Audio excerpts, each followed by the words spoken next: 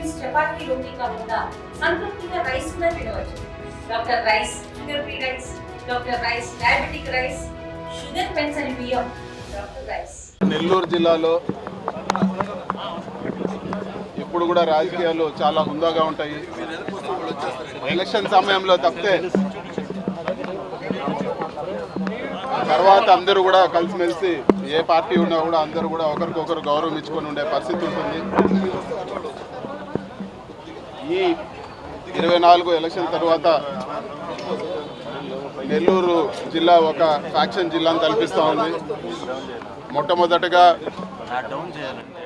గోవర్ధన్ అన్న పైన లేని తప్పుడు కేసులు పెట్టి దాదాపు 40 రోజుల పైన ఆయన్ని జైల్లో పెట్టడం జరిగింది. ఆ కారణంగా ఆయన్ని తీసుకుపోయి జైల్లో పెట్టారు. ఎప్పుడు కూడా అరెస్టులు లేకపోతే ఇవన్నీ కూడా ఎప్పుడు కూడా నెల్లూరు జిల్లాలో లేవు. కేసు పెట్టుకుంటేనే అదొక పెద్ద విషయంలాగా ఉండేది. దానికి ఇంకా కూడా ఈరోజు మన ప్రసన్న కుమార్ రెడ్డి గారి ఇంట్లో పూర్తిగా ధ్వంసం చేసి ఇంత దారుణమైన పరిస్థితి ఎప్పుడు కూడా చూడలేదు. ఇది చూస్తే ఏదో ఒక ఫ్యాక్షన్ గొడవల్లో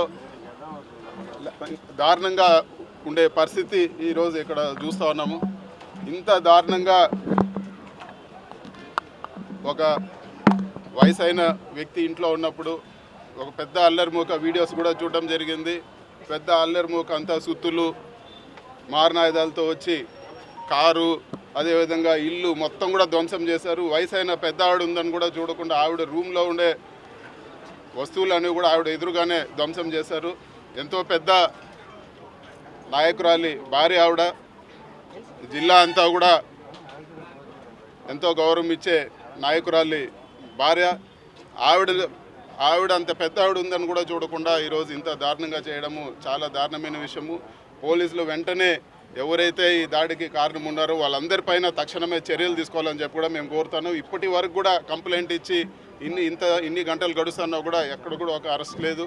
అదేవిధంగా ఎక్కడ కూడా ఇప్పటి వరకు కేసు ముందుకు పోయే పరిస్థితి కూడా కనపడడం లేదు. పార్టీ ఈరోజు వైఎస్ఆర్ కాంగ్రెస్ పార్టీ ఈ విషయాన్ని సీరియస్గా తీసుకొని ప్రసన్న కుమార్ రెడ్డి గారికి అండగా ఈరోజు పార్టీ సీరియస్గా తీసుకుంటే పరిస్థితి ఉంటుందని చెప్పి కూడా నేను తెలియజేస్తున్నాను.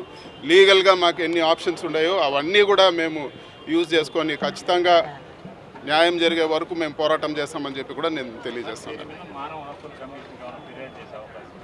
అన్ని చర్యలు తీసుకుంటాము. ఒకసారి మీరు చూడండి, ఎక్కడైనా కానీ ఇంత ఒక ఫ్యాక్షన్ అసలు మామూలుగా కూడా ఇంత దారుణంగా ఎక్కడ కూడా చూడలేదు.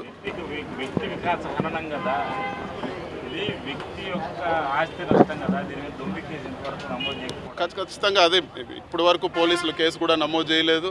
దీనిపైన మేము గట్టిగా చర్యలు తీసుకుంటామని చెప్పి కూడా నేను ఇచ్చేస్తాను. ఇండియా పాకిస్తాన్ తాజా అప్డేట్స్ కోసం డౌన్లోడ్ చేసుకోండి RTV లైవ్ యాప్.